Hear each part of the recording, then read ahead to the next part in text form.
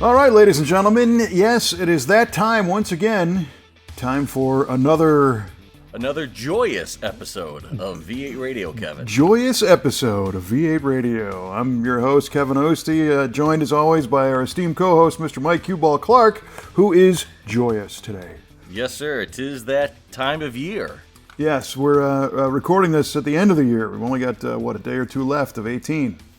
Yep. So it's been a very busy event season, both holidays and other stuff. So figured we'd squeeze one more in by the end of the year here, and here we are.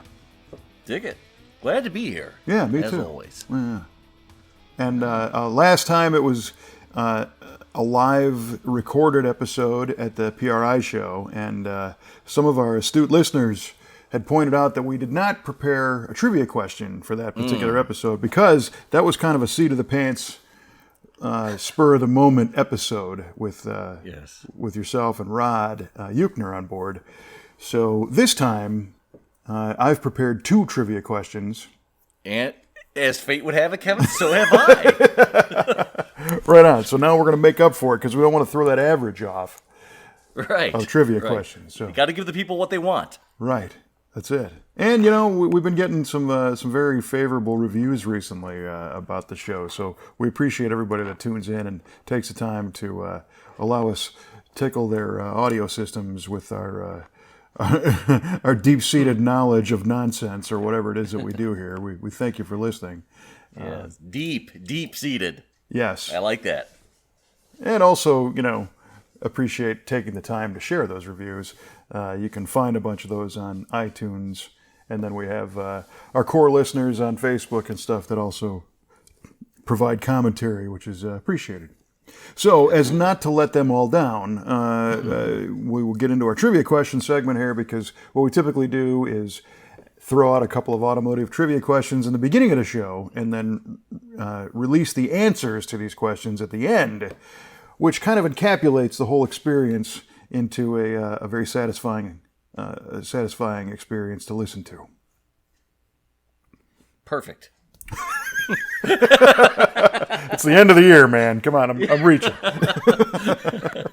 The pipeline is empty, kids. Oh, you got that right.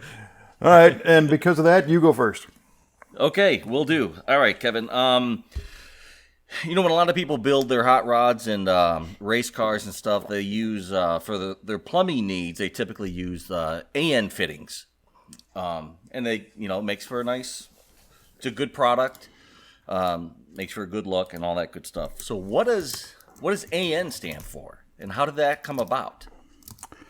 Ooh, well, that's an interesting one. You're, of course, referring to the aluminum nut fasteners that have a 37-degree flare, right, on the fitting. That would be the one. That would also be found typically in red and black anodize, or red and blue rather, and recently in black. Well, I'm going to take a stab at this, and I've heard this several ways, but I actually believe it to be true. So I believe the AN originally stemmed from Army and Navy. Now, I could be wrong on that because it does sound like a little too obvious, perhaps, you know, or like one of those things. But that's what I heard, is that these were initially a military-type fitting, and it was different from residential plumbing, and so they call them Army-Navy. But I will bolster that with, do you know why those fittings were red and blue? Come on, man. Don't use my own question against me. Jeez. Well, it will help give me a little less guilt if I got the Army-Navy thing wrong. No, I don't know why they're red and blue. Well, because... Maybe the male and female fitting? I don't know. No. You can get all of them in both. Oh, well, that's great. They were indicators of hot or cold water systems. Ah, kind of like PEX fitting is today. That's correct. Oh, dang it. All right. Don't ask me what PEX fitting means, because I know what the stuff is, but I don't know why they call it that. I don't know what it means either.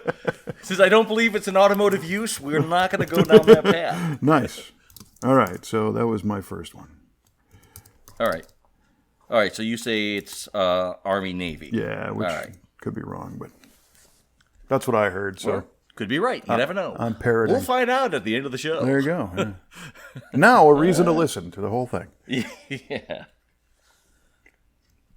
All right. So now you go. Oh, you want me to give both? No, I can go. Okay. All right. So I know you're a big NASCAR fan. Totally. Who isn't? Ah, boy. Well, this is kind of a motorsport trivia question in general, but it is NASCAR related. So, Okay. what was the highest speed ever recorded on a NASCAR lap? And do you know perhaps what? I'll give you several parts. If you get any of them right, you win. Oh, So, okay. so the first one is what was the fastest speed recorded on any NASCAR track ever? The next one is Okay. what car was it? And the third one is what year. So if you get any one of those, you win. Okay. What car and what was the last What part? what year did that record occur? What year? Okay. Now, you said NASCAR track. Yes. Was it a NASCAR type vehicle? Yeah, that it's achieved it? the so to rephrase that question, what is the top speed record of a NASCAR NASCAR. on Okay. on a NASCAR track? What's the On a fastest okay. speed lap recorded? Oh boy. Well, gosh, I know you you regularly see speeds of over 200 miles an hour on NASCAR tracks, so it's going to be probably well north of that mark.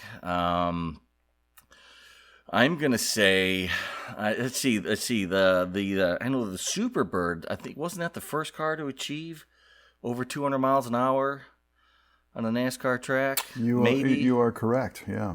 Okay. Driven by Buddy that was Buddy probably Baker. 1970 that probably occurred, I would think. 202 miles an hour for that one. 202. Okay. So, And change. right. I know that speeds got pretty high, and then NASCAR started using restrictor plates to kind of lower the speeds for safety reasons. So let me see. I'm going to say the fastest speed ever recorded on a NASCAR track by NASCAR is going to be 227 miles an hour. Mm-hmm. And we'll say it was the let's see, what car? So do you mean like what manufacturer?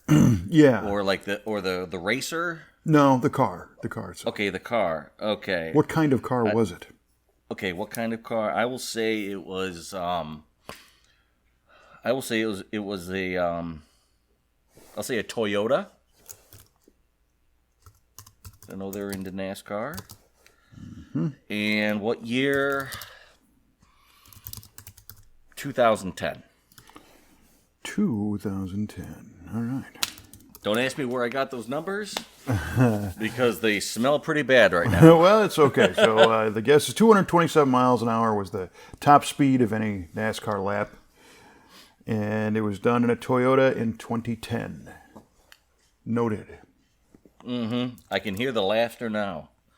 Well, the reason for the three separate sides of that story is because I know you're not the world's biggest NASCAR fan, and I'm not either. But I thought it was interesting, so it was one of the No, it is. It's probably a cool stat when we learn how wrong I am and what the right answer is. Well, and you hit looking forward to the point of the restrictor plate, and I think that's when NASCAR kind of lost me because every other form of racing, the goal is to go faster. Mm-hmm. Yes, it is.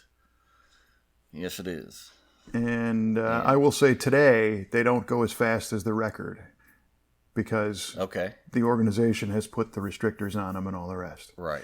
And if this was salt flat racing and 5 years from now they weren't going as fast and couldn't, Yeah. it would take... Why watch? Right. Why pay attention? Right. Yeah. Right. Perfect point. It's like the NBA. If they said, you can't score more than 89 points in a game, well, then why? Yeah. Yeah. Anyway, my All right, then. twisted look on it. All right, so No, moving on that's- to I dig it. trivia question number 3.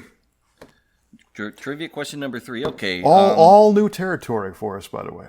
Yeah, this is end of the year. We're making history here. I like it. Pulling out all the stops.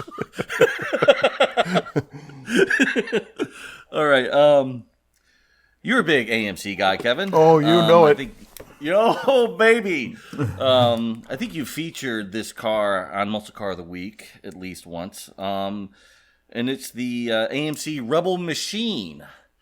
How many years and what years was the Rebel Machine offered from AMC? We have not featured a Rebel Machine. You haven't? We have not. So the SC Rambler you did. yes. Have you? Yeah, we did. Not we a did machine. that. Oh, not I a stand machine. corrected. Yeah. So, but that bodes in your favor because I don't know a whole lot about those cars. Mm-hmm. So the question was, what year were they offered? What years was the Rebel Machine offered? Correct. I'm going to say 68 to 70. 68 to 70 for the Rebel Machine. Yeah, that's my guess. Okay. All right. There's Short, sweet, to the point. Frank Simkowski is like out of his skin right now as he listens to this show. Yes, he is. How could you guys not know this? Sorry, Frank. Yeah, that's my guess. I'm not. The Rebel Machine is probably the AMC that I know the least about, and they're cool. I understand there's a super neat one going up for sale at the Mecum auction in Kissimmee, Florida, in January. Oh, right. Supposed to be a real low mile, perfect car, Rebel Machine, and I just saw that today, but I didn't bother to read about it. Oh, well. My too bad bad. for you. Yeah, how about that? It all comes back. Right. All right. Well, All right. the fourth and final trivia question of 2018. Wow. That sounds official there. Scary. Yes. I cannot verify the truth on this. So this is potentially an opinion, but I thought it would be worthy enough to be the add-on secondary question. All right. And I'll explain later where I got it and why I think it is probably true. Okay. On every year except the last year of manufacturer, the Ford Thunderbird was, from what I've been told, had the same number of T-Bird emblems on the car. Ooh. So from 55 until, when did they stop making Thunderbirds? Well, they had that retro Thunderbird. Yeah. Was it like 05? Yeah. 04, 03, 04, 05, something like I that? think it's up until like the very last model year. They had the same number of emblems scattered throughout the car. And then the last year they added one just because of it was the last year of the car, from what I understand. Okay. So the question is, how many emblems were on the car throughout its lifetime? Oof. All right. Well, I'm thinking of what I have in my head right now are the big mid '70 Thunderbirds, those giant ones, and I think I remember seeing an emblem. You say not the letters, not the word, but an emblem. I'm gonna say I'll broaden this, I guess, to say identifiers. Okay. You know, I'm gonna say two identifiers up until the last production year So on each year. on the whole car, it says the Yes, Thunderbird damn it, the whole car. twice is what you're trying to tell me. Okay. Yeah. So each model year would have two call outs on each car. Right. And then, That's your question. Yeah, that's what I'm saying. Two. Except the last year of production where they Except the added last one. year, we'll say three. Yeah. All right. Okay. I noted that All right. down. Sorry about that again, Frank. Frank is one of our most loyal, if not loyalist, listener, and he's an encyclopedia on this stuff. So Frank likes to play along on Facebook as he's listening real time and enter his guesses into the trivia, which is fun because he doesn't. Right now it doesn't really give it away a lot of times. You know? Right. No, but right now his neighbors are probably saying, "Why is all that screaming coming from the Simkowski house?" Right. Yeah, exactly. All over New Jersey. Right. All right. Well, that was fun. We will see Yeah. what happens at the end of the show on our trivia, and that's how that'll go. Dig it, man. That was fun. Yeah. So, what else is shaking? So we're at the end of the year. You and I both live in the Midwest, although hundreds of miles apart. And I am impressed that we are both in our garages as we record this at the end of the year. Yeah, it's a little chilly in the garage, but not too chilly. I got a skull cap on, to keep that beautiful bald head of mine warm. Yeah, mine too. That keeps the rest of me warm. But yeah, it's not been horrible. We had a little snow last night, just a little dusting. But the weather hasn't been too terrible. I mean, usually by this time of year it's 20 below, so I'll take this all day long. Yeah, well, good. So, but you get somewhat warmer weather being near St. Louis and all anyway. Yeah, we do. It was not terrible today, but it's good to see that you're still in the outdoor V8 Radio North studio and haven't retracted into the basement yet for probably the next episode. Inward yet. Subterranean. The lower level studio, as it were. Right on. Oh man. Well, there's a million things we could chat about right now, but the other day I sent you a text, and I don't know if you wanted to pursue that idea, if you prepared for that one at all. All right. I am prepared. Okay. Well, so the idea here is first, this is very unusual that we prepared. This was difficult. Really, and a little insider information. Probably the first 5 or 6 or 7 episodes we did, we would text each other ahead of time with an idea, and then what we found is as soon as the string got pulled and we started recording these things, whatever that idea was generally gone. Just gone. So we just kind of gave up on it. And so the vast majority of what you hear is, outside of the trivia question, there's usually a little bit of homework there, but outside of the trivia question, this is all just flying by the seat of the pants.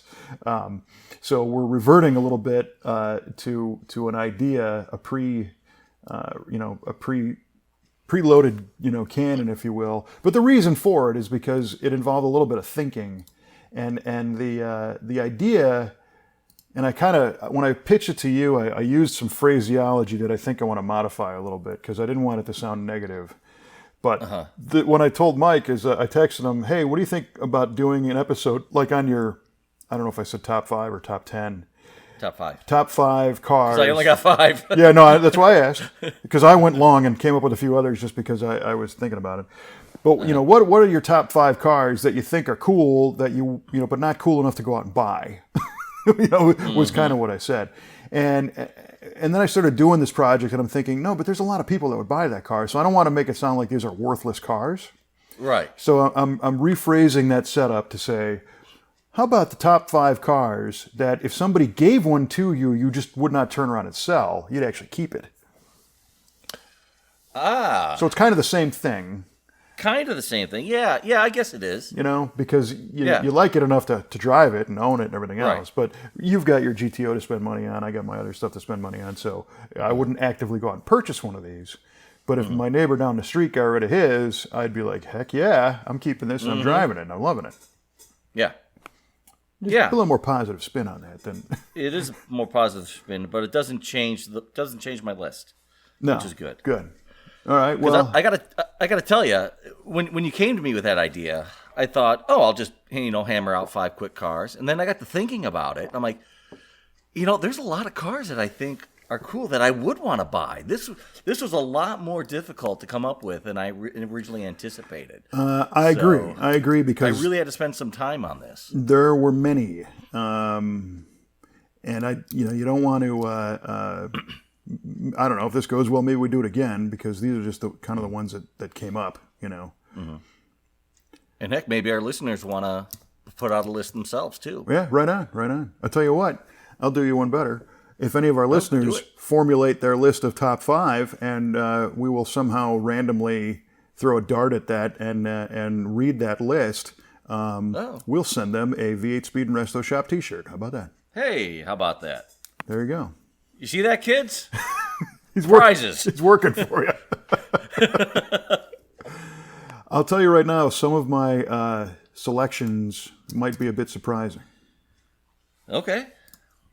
As long as it's not a GTO on that list, we're going to be cool. They're all GTOs. They're all 67 God GTOs. Speaking of which, that one in your shop is looking sweet. That is, thank you. But In the paint. it's getting close. But all right. Well, we'll try and stay on track here for the first time in our whole 2-year history of doing this. Okay. So, what's your number 5? On number 5, okay. Yeah, some of these are going to be kind of weird too. But my number 5 car that I think is cool, but I wouldn't necessarily go out and buy or would keep if someone gave it to me is a Pontiac Solstice. A Pontiac Solstice. Wow. Yeah. Yeah. I mean, they're cool cars. I mean, they handle like a go-kart. But there's something that would hold me back from going out to buying that car. Well, yeah, probably money. Probably because I hardly fit and money. Yeah, right. That's holding me back from buying all these. Yeah, exactly. I'm assuming that money's no object on these. The Solstice. I would have the money. Well, again, now we've changed that. So somebody gave this to you, and you're going to keep it. So, right. If somebody gave it to me, I'd keep it and I'd buy it, or excuse me, I would keep it and I'd drive it. What would you leave it alone, or would you do stuff to it, or because what do those have? An Ecotec style 4-cylinder in them? Yeah, and some of them were supercharged, which made them real hot rods. There's our friend not far from you at Finish Line Performance, Mr. Dan Bills, has done LS swaps on those. Really? Yeah, he had an LS6 Solstice in there once that was insane. Now that wouldn't be impressive. Oh, yeah. My goodness. I wonder how you keep that thing from turning over on itself. Well, so here's the real question with that. Is if you inherit a Solstice, which is a Pontiac, and you put an LS in it, are you going to get excommunicated? No!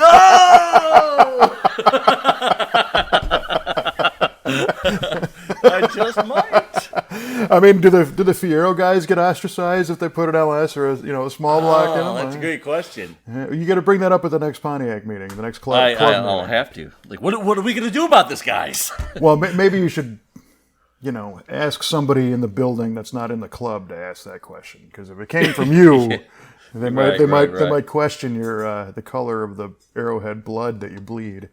Yeah. Well, actually, one of the show organizer, our GTO show organizer, Paul Weinstein, he's the listener to the show. So now the cat's out of the bag. So sorry, Paul. There you go. Well, that is that's a very cool car. I've driven a few of those, and again, I think you're kind of the same. I'm kind of the same boat. If somebody gave me one, I would love it. Not going to go out and purchase one, but right on. Amen. Okay, so my number 5 is a little bit out there, but it would be a 1984 Subaru Brat. Really? Yes. I Brat. always liked those things. And for those unfamiliar, the Subaru Brat was a truckette. It's a mini Japanese pickup truck kind of thing. It's like a Subaru version of an El Camino because the body's all one piece.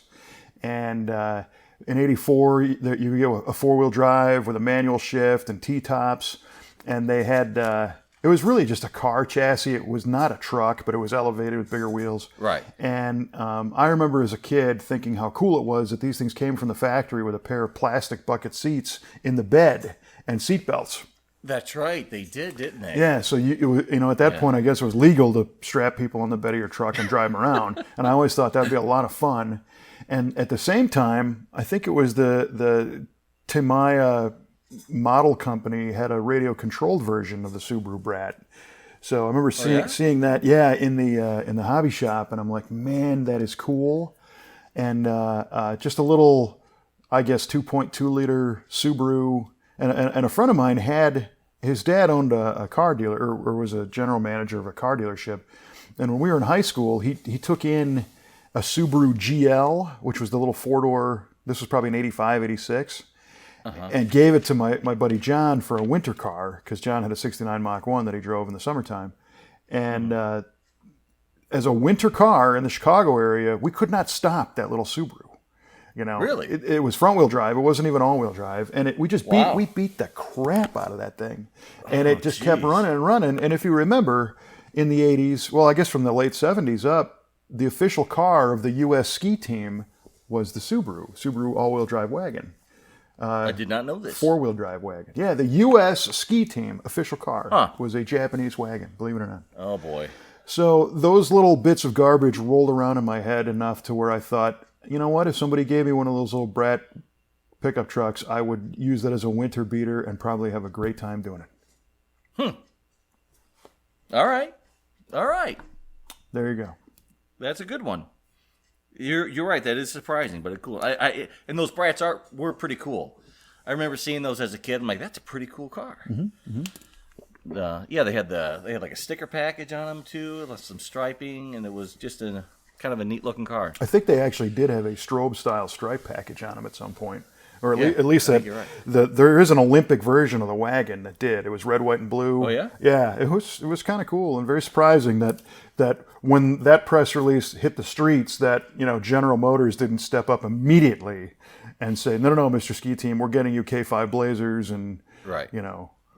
So who knows? Maybe there's a story there to be unearthed. Uncovered in the snow, shoveled out, if you will. Yeah, maybe. Plowed through. Plowed through. All right. I think that joke's been plowed through. Yeah, right. All right. So what's your number 4, Mike? All right. Number 4. Also for the same reasons as the Solstice, I'm picking the Pontiac Fiero. Oh! Yeah. Because you Same reasons. All same reasons. Can't have one redheaded stepchild without its twin sister. Exactly. Exactly. Boy, you are really. Yeah, I'm. You know what? They're burning my membership card right now. No, So or they are going to promote you somehow in the club. maybe Because you're I doubt speaking it, but- up for the unsung heroes of the Pontiac Nation. Yeah. No, there's a lot of cool things about the Fiero. I mean, it's a space frame construction. I mean, it's readily available to become a cool kit car, because you can take all the body panels off of that thing and do whatever you want with it. And there's a few faux Ferraris running around with Fiero steering wheels in them now. Yeah. At least there was back in the 90s and early 2000s. But Which I probably would not do. no, I would never do that. Oh Lord. But I mean, that's what a air-cooled VW chassis is for a kit car. Yeah, right. But the first Fieros, the 4-cylinder ones, were okay. I like the styling as they wore on a little bit, with the Aero kind of front end and the fastback styling and the V6 that were in there. Those were cooler cars for sure. But again, not something that I would go out and purchase, but would drive one if it ended up in my driveway. Well, I think towards the end they finally changed the front suspension on those things, because they were a Lotus front suspension. Right, instead of the Chevette J platform. That's what it was. Right. It was Pontiac J2000 Chevy Chevette front end on those, which was kind of a mess. Our good friend Paul had a Fiero. He had a GT. Did he? Yeah, in '86, and he actually autocrossed that car. Did he really? And ran it, yeah. And it had an Iron Duke, 4-cylinder in it. Yeah. His was silver. It was a cool car. I think, to me, the ultimate Fiero was, and now again, we talked about EC LS and superchargers, and Right. but if I'm not mistaken, in about 88, 87 maybe, Pontiac did an image car. It was a black and yellow Fiero with the typical 80s graphics, like the yellow was kind of tearing through it, and it was a Fiero formula, and it had a Pontiac Racing, I guess they're equivalent to maybe the Quad 4 Oldsmobile motor in it. Okay. And it ran like 1250s or something, and it was cool. I think I remember a little something about that car. Yeah, and it might have been. By you saying that, it kind of jogged my memory a little bit. It might have been one of those Hot Rod Dare to Be Different episode, issues that Right. had that thing on the cover. But yeah, those are cool.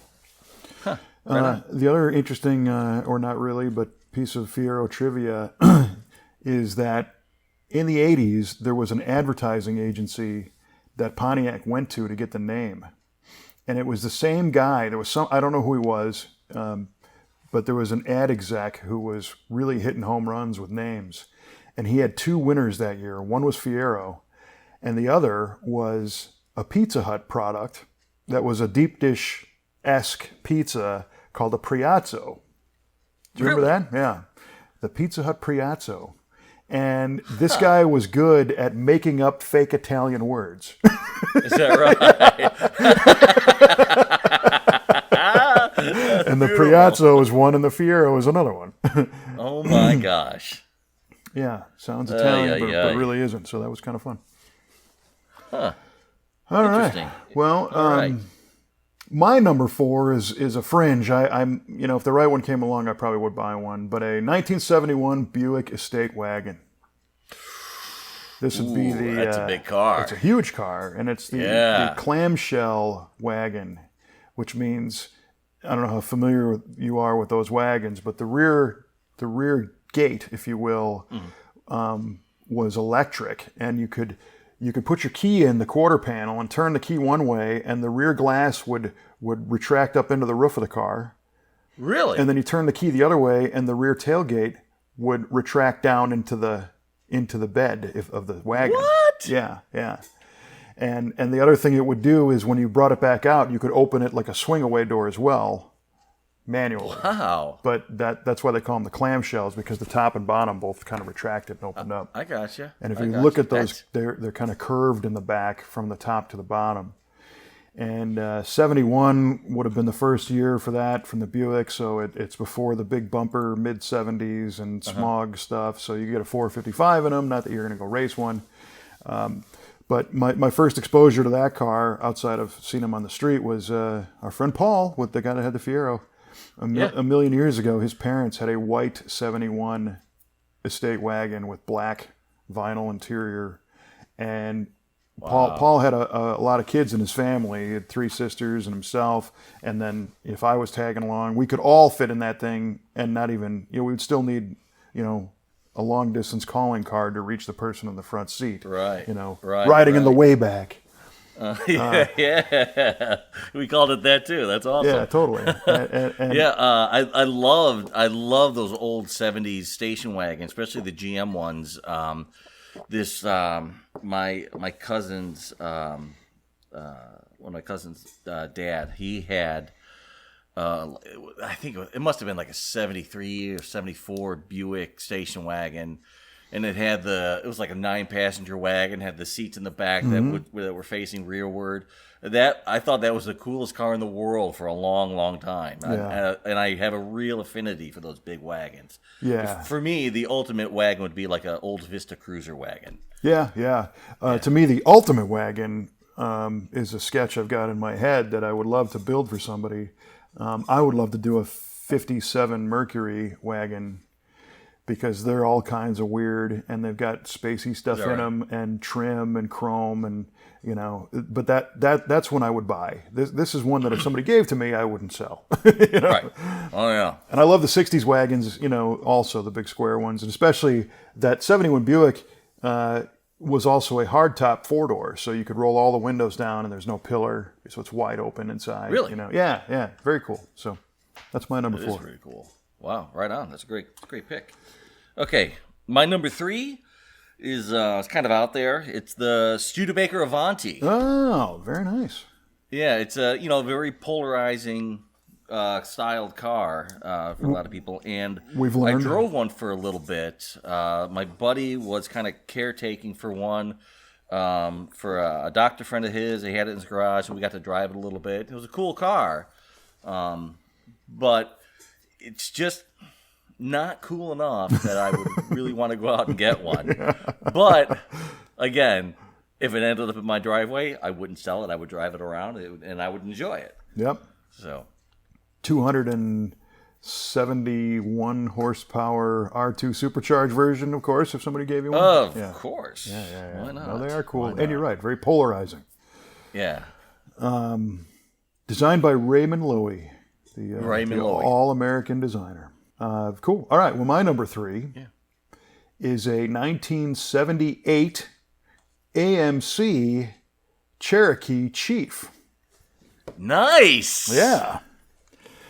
And Nice. especially in orange would be the color that I would go for. And Cool. that's your Grand Cherokee style, but two-door, four-wheel drive, Right. 360, two-barrel probably.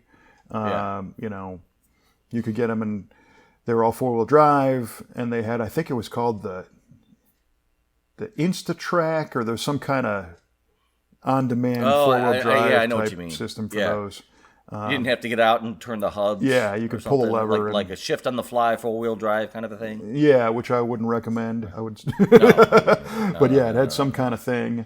There was one when I was a kid. A guy I went to preschool or kindergarten with. I remember being in first grade with this kid at one point, and his dad came home with a brand new orange Cherokee Chief, and it left a mark. I remember going to birthday parties and stuff, and it being in the driveway, and I'm thinking, oh man, is that thing cool? And I got to ride in it, and they ride rough, and they're noisy, and there's some awesome ones out there today. While we were talking about this, I looked one up on Craigslist that was on the West Coast. Wasn't a lot of money. I think it was $5,500 or something, but it had a lift kit on it. It had mutters on it. It had kind of pre-runner style open fenders, and it had a light bar and everything. And I'm like, and sorry AMC guys, but that would be a killer LS swap. That would. Yeah, That would. So Yeah. that's my number 3 guess. Good pick. All right, my number 2 car is also kind of an interesting pick. It's a Triumph TR6. TR6, nice. Yeah. My this is one that kind of left a mark on me as well. My uncle had one when I was a little kid, and they lived in Maryland, and so we didn't get to see them very often. And when we did, he took me out for a drive in it one time, and he let me kind of lean over and steer the car a little bit. yeah. And I was so short then I couldn't see over the dash. I couldn't see the road. Nice. Luckily we were on some old gravel road, and there was nobody on there. And I said, "How am I doing, Uncle Gary?" And he's like, "You're doing fine." I'm like, "That's great, because I can't see what I'm doing." He's like, "Oh well, let me get the wheel there, Michael. Let me get the wheel." Nice. That's yeah, cool. That was a cool car. Yeah, so that's one of those that left a mark on me. It's not my style of car, but because he had one, it kind of left a mark on me, and they're pretty cool cars, I think. But again, wouldn't own one, wouldn't buy one, but would love to have one. What color was that one? I believe it was, if memory serves, it was like green. Like I think not. I don't know if it was British Racing green, or what, but I remember it being green. Yeah. They sold a lot of green ones. There was a Yeah. couple of red ones where I grew up driving around. And was that a straight 6 in that thing, or I think there might be a 4-cylinder in that. That I don't remember. Yeah, I didn't. Well, when you were 3 years old, or whatever the hell, you weren't under the Yeah, hood. but- I was probably like 9 or 10 or something. I was, just a little kid, just a little guy. Well, I got to say, when you started to say Triumph and looking at the Solstice and the Fiero, I was expecting an X19, but you didn't go that way. No. The Fiat X19 or the Triumph Spitfire, the other. But those are pretty cool too. Or TR7 was the weird one, the doorstop. Yeah, I almost bought a Spitfire when I was in the Air Force. Yeah. There was a couple for sale at a used car lot. I'm like, man, that's Yeah. kind of a cool car. Yeah. I didn't buy it. I knew a kid that I knew in the Air Force. He bought it and had nothing but trouble with it. I'm like, man, I'm glad I didn't buy that car. Those were tricky, and those TR7s, the one that was a wedge, those were a nightmare too. Yeah, but those early TR6s are cool cars. Yeah, Right on. Yeah, it was a cool car. All right, so that was your number 2, right? Yes, sir. All right, so this one, my number 2 is actually kind of 2 cars that are similar that I would kind of rope together, but it would either be a 91 Lincoln Mark 7 LSC or an 88 Thunderbird Turbo Coupe. Oh, Right, because those are essentially kind of the same platform. The difference being the LSC Lincoln had a 5.0 V8 in it, and the Turbo Coupe was the 2.3 4-cylinder Right. turbo. But if somebody bequeathed me either one of those, that would immediately become a Coyote 6-speed swap and would be awesome. That would be awesome. If someone's going to give me one, I prefer you give me the Lincoln over the Thunderbird. The Thunderbird was a great car, and the funny thing about it is they're kind of big. They're kind of heavy and big, and we were all surprised when they put that turbo motor in them because it was such a small displacement. It was a Pinto engine, the old 2.3 4-cylinder. Oh yeah.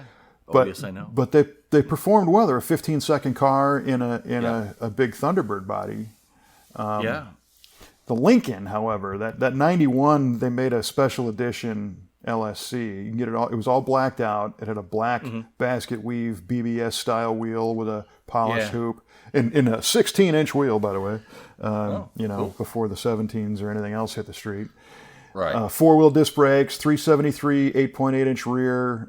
They had an AOD automatic. You couldn't get the Lincoln with a manual, but that would have been the deal right there. A great leather interior, air suspension from the factory. Oof. And the fun thing about that air suspension was when the guys kind of got into building hot rods on airbags. I remember going to the junkyard and looking at one of those Lincolns. Again, my friend who I mentioned before, whose dad was worked at a dealership, it was a Lincoln dealer. So he had one of these things. He had many of these cars as their demo cars, and we drove them before they were owned by anybody, right? These were dealer demos, and I was blown away by how nice that Lincoln drove, that Mark 7. And at the time, again, it shares a lot of the chassis with the Mustang, and it's totally different behind the wheel, largely because of the air suspension. Well, when they, reached the ripe old age of like 3 or 4, the air systems were starting to go on them. And you'd see these Lincolns drag assing in the back, and and people converted a lot of them to coil springs and everything else. Right. And what they didn't realize, I guess the Lincoln dealership was the only place to get them fixed, and they were kind of expensive, to repair. But I remember when we did an Air Ride Technologies air system on our Galaxy. At that point, this is late 90s, and the electronics weren't there yet that you have today with the aftermarket air suspension systems. I remember going into the junkyard and finding there's a module for the Lincoln. Now, I never installed it because I didn't get that far, but that Lincoln knew if the doors were open or not. And the theory was, you get in the car, your friends get in the car, kids, wife, whatever, it requires more air pressure to be at ride height. So it had ride height sensors, first of all, and then it had pressure sensors. And when you all got to wherever you were going and everybody piled out of the car, it was up at a higher ride height because everybody got out. The extra air had the thing all jacked up. Well, it would wait until the door was closed before it let itself down, so that you didn't open the door over the curb. And then the car come down and crush the door. Comes down and scrapes the curb. So interesting technology in those cars. It's great forethought. Yes, but if you see, and I'm really surprised you don't see more of them out there. I'm guessing it's because the Coyote swap is such a wide engine, the dual overhead cam, that it might be a little tricky to fit in that thing. Could be. But if somebody were to build a really cool hot rod, they could do something with that Lincoln Coyote. I would imagine any car with strut towers would be a difficult swap. Yeah, and again, I've seen 1 or 2, but anyway, that's my number 2 car. So it's a car that I would inherit and then I would modify. Yeah, a buddy of mine in the Air Force, he had one of those turbo coupes, Thunderbirds. Yeah, and that was a quick car, man. I mean, we'd all pile in it, and he would really cook in that thing. It was nice too. And those turbo coupes, again, when I lived in California working for Hot Rod, we'd go spend a lot of time in the junkyards. That was the rear end to grab, because that was a 373 limited slip disc brake 8.8 rear end in those turbo coupes. Yeah, so everyone you'd see in the junkyard, the rear end was always gone immediately. And those had had T5 5 speeds in them, which wasn't a bad transmission. It's a precursor to the TKO, like the 500 and TKO 600, but the T5 and the T5 World Class were good for 4 cylinders, but they weren't good for big V8s. They just didn't handle it. But I gotcha. Well, cool. All right. And that brings us to number 1, sir, for me. I kind of flip flop back and forth on what this number one car was going to be for me. And both choices are kind of weak, I think. But Well, we're gonna have to hear both of them. we're going to throw it out there anyway. So I'm going to pick, and I changed it last minute here. So I'm going to say pretty much any Mustang. Any? Wow. Yeah. We see Yeah, where they I mean- stand in your book. So Yeah, I mean Mustangs are. I mean they're iconic. I mean they started the pony car revolution. They have an indelible spot in history, in automotive history. I can't deny any of that. But I'm not a Ford guy, and they're cool. There are some really bitchin' Mustangs out there. Mm-hmm. Don't get me wrong. Even like the 2018, or when was the latest restyle for the Mustang? Was it 2017 or 2018?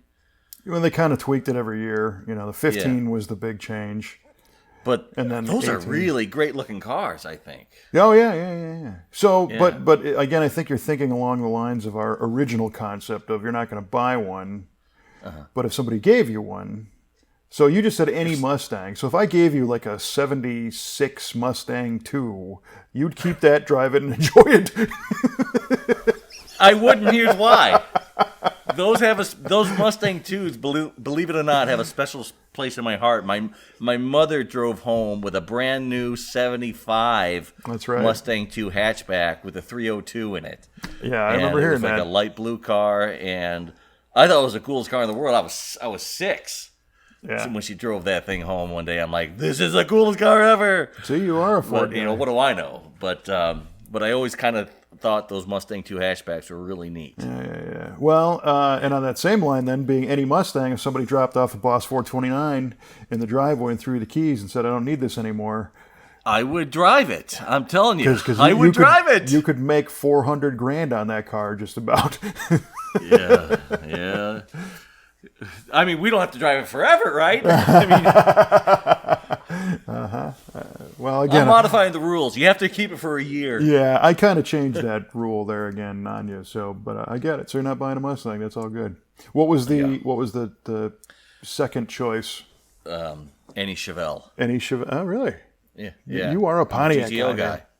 I'm a GTO guy, man. Pontiac guy. But I had 2 Pontiacs on my list. You did. Yeah. Right on. All right. Well, I have, because I really started thinking about this, and I think I was driving, so just kind of dictating this stuff to my phone. I have 1, 2, 3, 4, 5 runner-ups, and then my number Oh, one. wow. All right. So let's hear it. I'll quickly glaze through those because we have a minute. All right. On the Lincoln theme, if somebody gave me an 88 Lincoln Town Car, I would hold on to it.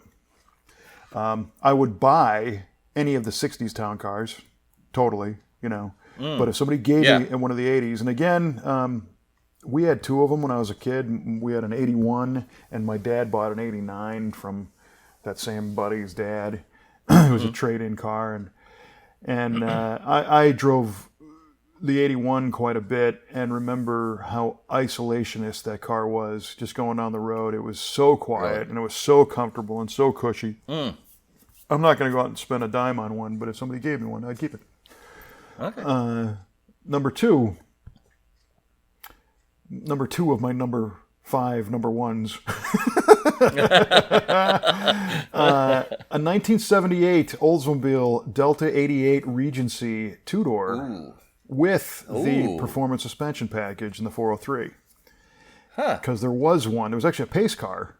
Really? Yeah, but I'm not talking about the pace car. And again, it's funny how many of these things throw back to our history.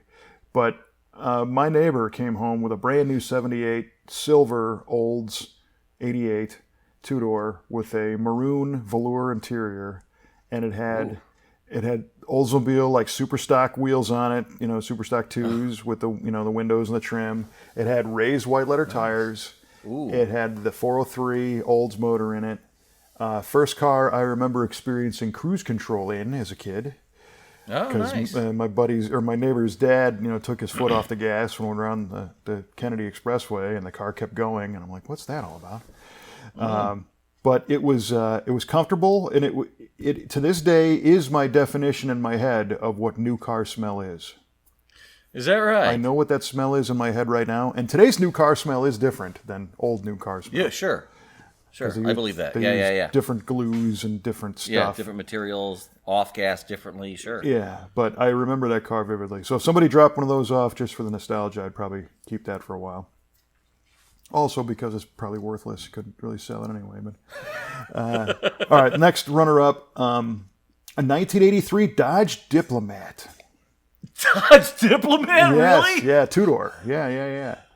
And for those who are unfamiliar with the Diplomat, it was basically on the Aspen Volare platform. Yeah, I believe it was. Yeah. I guess it would have been a Chrysler, might have been an A-body, I think. I don't know.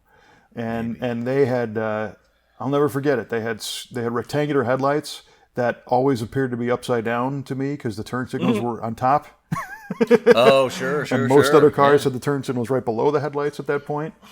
And they had a rear window with a crease in it, so it used that hot bent wire technology that the rear window came to kind of a point in the two-door in the back, much like a 77 Pontiac Grand Prix.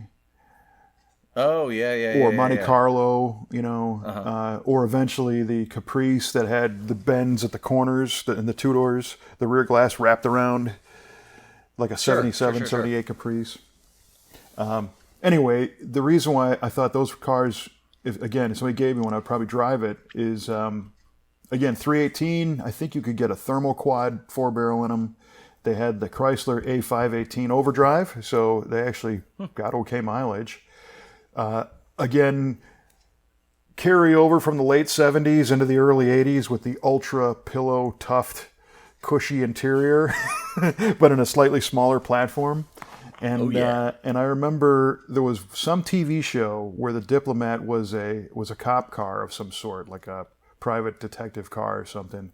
And and there was that same car drove around in my neighborhood, and I was like, oh wow, I thought that was cool.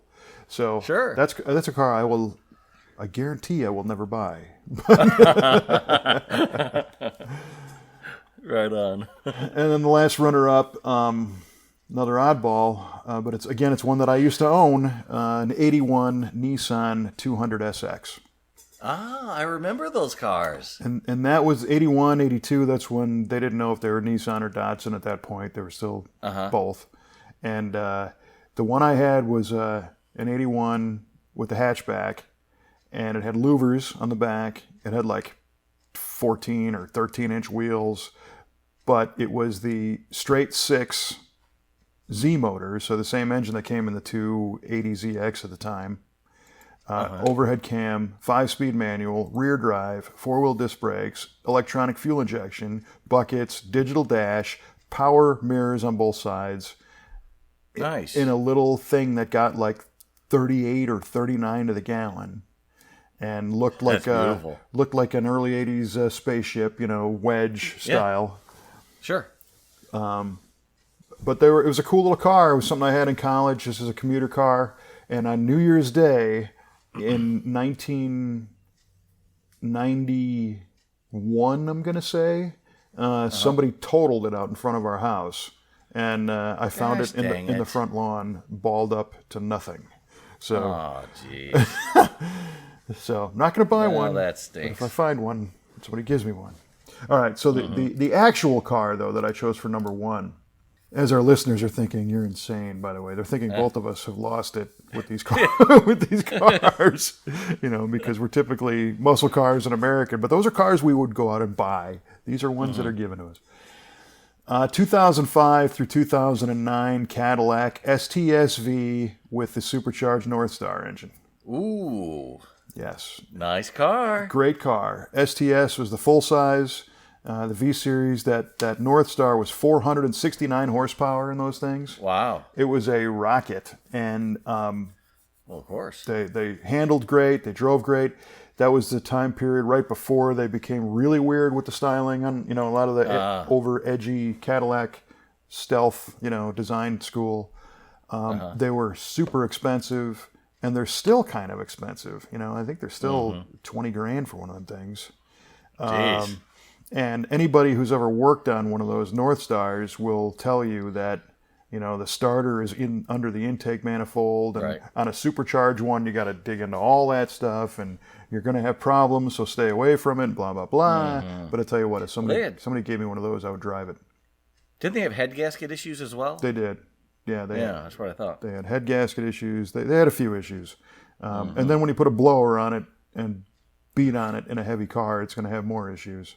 And more head gasket issues. Yeah, but I had one as a press car for a week, courtesy of Cadillac. And Was that right?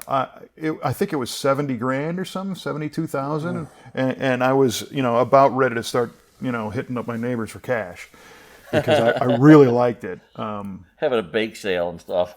Oh yeah, lots of lemonade, but. So that's one. Nice. If somebody gave me an STSV, I would. I'd make that my daily, and that would be it until it broke. Then I'd call Trevor. Help me. Well, Trevor had that CTSV for a little bit. Right. For about 20 minutes. And that was a cool car. Well, he did. In fact, when he was looking at buying that CTSV, and Trevor, of course, is one of the technicians in our shop, I had told him, because he was stuck, he's like, I want a luxury, nice car that makes power, that looks cool, that falls into this age for this price range. And I said, check out the STS. And that's when it really kind of reaffirmed that, no, I need this thing to be on the road all the time. I don't, because not to say that they weren't reliable, but when they went down big, so. Right. Yeah. Yeah, nobody needs that in their life. No. Well, that's a heck of a list, man. Yeah, right on. Yeah, yours too. Good stuff. Thank you. Interesting. Proving that we're not, I was going to say we're not one-trick ponies. We're kind of no-trick ponies, but we have a wide appreciation of stuff. Right. 200SX. That's crazy. I remember those cars. I remember seeing those on the road a lot. Yeah, that was an interesting era when the advertising was all that wireframe 3D Tron, and there was a tank video game. Remember that you'd shoot the mountains in the background or whatever. Yep. And the Nissan and Datsun commercials, all the cars drove out of that mystical wireframe world, and they had the choirs in the background singing, But that was a pretty cool car, because even today, if you say, hey, it's fuel injected overhead cam, manual trans, rear drive, 4-wheel disc, it sounds like a pretty sophisticated car, and this is almost 40 years ago. Well, there's that. Yeah. So pretty cool. Yeah, really cool, man. Oh boy. So any listener that posts up some cars, like I said, if we pick it and read it on the air, we'll get you a T-shirt. And at this point, Frank's making his list right now. That's right. I think Frank might have it. Well, Frank could always use more shirts. Right. All right. Let's get back to the trivia question, because that's why people came here. Totally. So you went first, and your question to me was AN fittings. What does it mean? AN fittings. I said Army Navy. Tell me the truth. Mm-hmm. That is correct, sir. Holy the AN is Army Navy, and it was a standard born out of World War II. Yep. And since then, they've just, it's become ubiquitous in the hot rod world. There you go. So nicely done. Thank you. Right on. So I put a little W there. Win. Mm-hmm. All right. Win for Kevin. So my first question to you was, what was the fastest lap speed recorded in NASCAR? What car, and bonus of what year? What track, too? What track was the other one? So, and you said, did I say what track? No, I didn't say what track. I said what car, year, and fastest speed recorded, what car, what year? Yeah, so you said 227 miles per hour in a Toyota in 2010. Yeah. Yeah, unfortunately, even on all three, none of that's right. We didn't get there. We're still in the pits. Yeah, it's okay, and it might surprise you, but it was actually Bill Elliott. Oh, Bill Elliott in the Thunderbird. In a Thunderbird in 1987. Ah, Bill Elliott. And the car went love that guy. 212.809 miles per hour at Daytona, or at Talladega. The Talladega Super Speedway. And then he backed it up in Daytona at 210 miles an hour. And the really, that's kind of when the restrictors came in. And what you brought that point up of the Chrysler 426 Hemi car breaking 200 in 1970. Pretty sure that with the aerodynamic advances, that Bill Elliott Thunderbird was a small block car, if I'm not mistaken. Well, I think all the NASCAR engines were small block Yeah, cars. so right? like 750 horsepower small blocks, and it was all about the aero, and enabled a heavier, bigger car to go far faster with 100 less cubes in the 80s, still in a carburetor. I think it's pretty amazing. And that's impressive. For sure. And could you only imagine if they allowed that technology, to advance and be legal? They would have 300-mile-an-hour NASCARs right now, but that's not safe. So, and rather than redo all the tracks, they put the restrictors on, and that, like I said, that's kind of where they lost me. But yeah, that's too bad. I mean, you want people to be safe, and you don't necessarily. I mean, it's fun to see a crash now and again. Let's just put that out there. Well, we're humans. You don't want anyone killed or hurt. But maybe there would have been the advent of the super duper speedway. Yeah, maybe, or it would even help progress the safety industry as well. You'd have better safety equipment. Totally. To keep these guys safe. So there's that. Right on. Okay, so what was? So it's question number 2. For yes, that was the AMC question. Yeah, what years was the Rebel machine available? What model years? And you said 1968 through 1970. And unfortunately, that's not quite correct. Yeah, I knew it. The Rebel machine was a 1-year only car, 1970. 70 only. Its predecessor was the SC Rambler. Yes. There you go. So I lose on that one. Yeah. You're batting 500. What? If this was the big leagues, you'd be in the Hall of Fame. Well, and then there's that.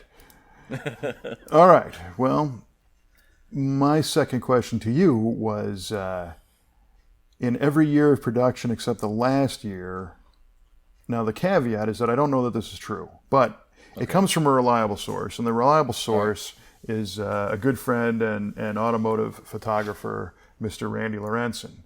And Randy has shot probably as much, if not more, Ford Thunderbird press photography over the years than many people. He was on essentially Ford's kind of in-house freelancer that shot a lot of the brochures and magazine ads. So he was always around the inside guys, and not just for Thunderbird, for the Mustang. You mentioned when the Mustang got restyled, Randy's the guy who had the 05 Mustang in our shop at Hot Rod in 2002 or 2003.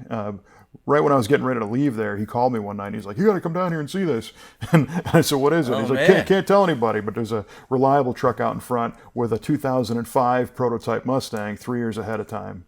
How cool was that? Yeah, and he was doing the photo shoot on it for Motor Trend and for Hot Rod. But anyway, Randy pointed out recently that he was told by the Thunderbird design team that did the last car that they broke protocol and they added an identifier. And up until then, each Thunderbird had 12 identifiers. Oh, God. Yeah. Missed it by that much. So what you said, your guess was 2. Oh, man. Oh, my God. And then, I'm retiring. And then the last Thunderbird had 13, just to make it different. But think about it. How many GTO and Pontiac badges are there on your car? There's the grill, there's the quarter panels, there's the dash. 4, 5, 6, Right? At least 6. Oh, 7. There's one on the grill, too. Holy cow. Yeah. So they add up quickly. Then the steering wheel and, all that kind of stuff. Probably hubcaps. And so just quickly adding those up, you have 4 hubcaps and then 5 for the steering wheel, 6 for the dash, 7, 8 both fenders, 9, 10 front and rear, and a couple more thrown in for good measure. So it makes sense to me. The trivia question is if they all had the exact same number, but I don't know if it's true, but it's plausible. Well, he sounds like a reliable source. So. Oh yeah, he we'll is. Yeah. So Yeah. we'll only get you half wrong on that one. So because it's a half-weighted question. Jeez. I was so wrong on this. I'm automatically wrong on the next one. That's how wrong I was on this one. You know what? I'm automatically wrong on the next 3 questions. For crying out loud! That's how bad this was. Trying to go into bad I stuck 19 up the joint. on a clean slate here. I'm working with it. Yeah. Oh, jeez. Yeah, right on. Crash and burn, Mav. I need a beer to put out these flames. Yeah, well, there you go. Well, hey, I appreciate it, man. Thanks for a great year of doing these. It was fun. We had a lot of fun experiences with SEMA and PRI and McCacken and just doing the shows in the garage and all the rest of it. So it was fun. I appreciate it. Yeah. Thank you. It's been my honor and my pleasure to do all this with you this year and in years past. So looking forward to more of it. Yeah, absolutely. There's going to be a lot of things happening in 19. That we'll just get to as we go. Cool. Some cool news about just about everything that we do. So that's cool. Nice. Yeah. Very nice. Right. And one cool thing. This latest Muscle Car of the Week was a slightly different format. You were you had the guess the bid on the yes for the Super Snake and the Ford GT competition prototype and that 32 Ford McMullen Roadster. Yes. Well, that was interesting because I think I got an email from Mecum about the Kissimmee auction, and the Kissimmee auction is their biggest, I think, car count of the year. It's like 3,300 cars or something. It's giant. Oof. And these were 3 top headliners, and I went, holy cats, and it dawned on me that when we were at the McCacken show, all 3 of those cars were sitting right there. And that's right. We had a little video of kind of walking around them all. But at the time, I think that was kind of early on in our live broadcast, and I was more concerned with getting through that than I did pay much attention to the cars. Mm-hmm. And I thought, these are really special. So it made me kind of go through, and I looked them up on the website, on the Mecum.com site, and I noticed that there are some great photos and great stories about them. And I thought, it might be kind of fun because these 3 now, they could kind of go all over the place as far as what they're going to bid for. And we've done the guess the bid thing on our Facebook page in the past and on our V8 forum on the website. And it's always pretty cool for those who want to play along.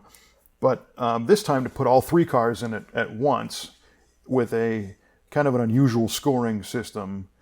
So we're going to look at, you can go to musclecartheweek.com/contest if you hear this in time before January 11th.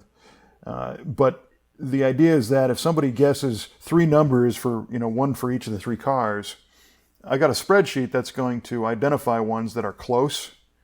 And if, whoever's closest is going to win a T-shirt and a Brothers Collection hat. But the other fun one is to allow somebody else to win is we're just going to add up the total of all 3 of them, and whatever, if the number is close to the actual total, somebody else is going to win that. And that could be, even if somebody guesses $1 for one of them, but gets the other 2 to add up to be what they actually went for, So it's a little bit, a little confusing, but it'll be fun. I mean, is it closest price without going over, or no? This is not Price is way. Right rules. This is closest up or down. Up or down. Okay, cool. Either way, yeah. So all right. Why not? And we've had a whole bunch of people sign up on the website and guess. Oh, fantastic! That went live, less I don't know, about 24 hours ago, and I think we're at I don't know, over 50 or so people that have signed up already. So that's pretty cool. Oh, that's great.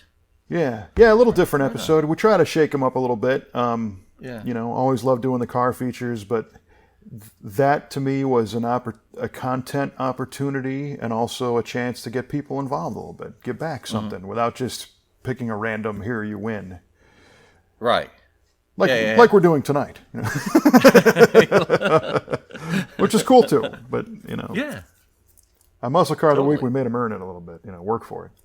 Yeah. Well, you can't just throw your hat in the ring. You gotta got to do a little something, something. That's right. That's right.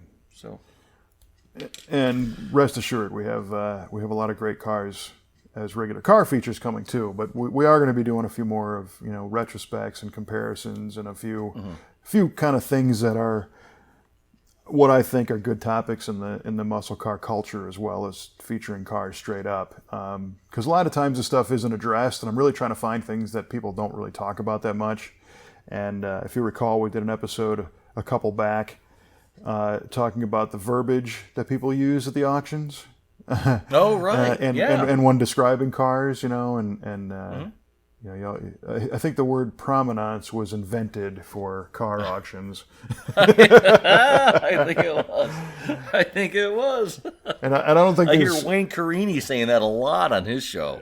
Yeah, and I don't know that there's any metric for what, if it's got prominence, it's got prominence. So, yes, this car drove through the same state of Tennessee that Elvis lived in, so it has prominence. Yeah, the provenance of this vehicle. Yes. It's $20,000 more now because of that. Yeah. Well, the tricky one becomes when people say, "Yeah, it's got a correct Pontiac 400 that's date code correct for the car." Yeah, right. That doesn't necessarily mean it's the engine it came with. Right. It doesn't mean it's the born with engine. Right. That's tricky. Or what really gets me, and you could talk for an hour on this, is survivor car. It's a survivor. What constitutes that? There's no definition. Yeah, exactly. Yeah. I mean, there's no set rule Yeah. that says what is a survivor and what isn't. Right. Well, it's had the quarter painted, but it's a survivor. Right. Yeah. Only one repaint. Right. Exactly. Or another one that kind of got a friend of mine once, where he bought a car that it had a numbers matching engine, transmission, the whole deal. Right. Mm-hmm. They didn't match the car, but they matched each other. So the engine and transmission had the same number stamped on them, but that was not right for the car. Dang it. But the guy said, "Oh, it's not, numbers matching engine, transmission," and Right. the assumption was made. Right. So anyway, those kind of topics we're going to touch on and have on some recent Muscle Car of the Week to kind of add a little bit of. The idea is to add something to either the ownership or enthusiast experience about muscle cars that might not necessarily be facts and figures on one particular car this week. So Cool. yeah, right on. Right on. All right, man. Well, I think we've burned up enough of our esteemed listeners' time. Again, we appreciate people tuning in and checking it out, and always welcome to leave comments and feedback on Facebook or on our website at v8radio.com. Please subscribe if you like the show on iTunes, or you can listen on the TuneIn Radio app, on Stitcher, on Google Play, on Facebook, on, of course, V8 Radio, and I think there's a couple of more now, too. Some syndicators have picked us up. Oh, yeah, right. And I don't mean to sound like national broadcast syndicators, like CBS or something. Not yet. But these are, website syndicators that pick up an iTunes feed and put it on another platform for more people to subscribe to. So that's kind of cool. So you have lots of, no excuse not to hear it. How about that? Right. Thank you, syndicators. That's right. So, all right, man. Well, again, thanks again for a great year, and happy New Year, and all the best in 2019. We'll get the GTO update next time. Sounds good. Yeah, there should be some updating Even to do, better. to give. New year, new update. That's right. All right. That's right. Well, my one new update for the year is coming up. Get that out of the way right away. All right, so for Mike Clark, I'm Kevin Ostie. Keep the shiny side up, and we'll see you next time on VA Radio.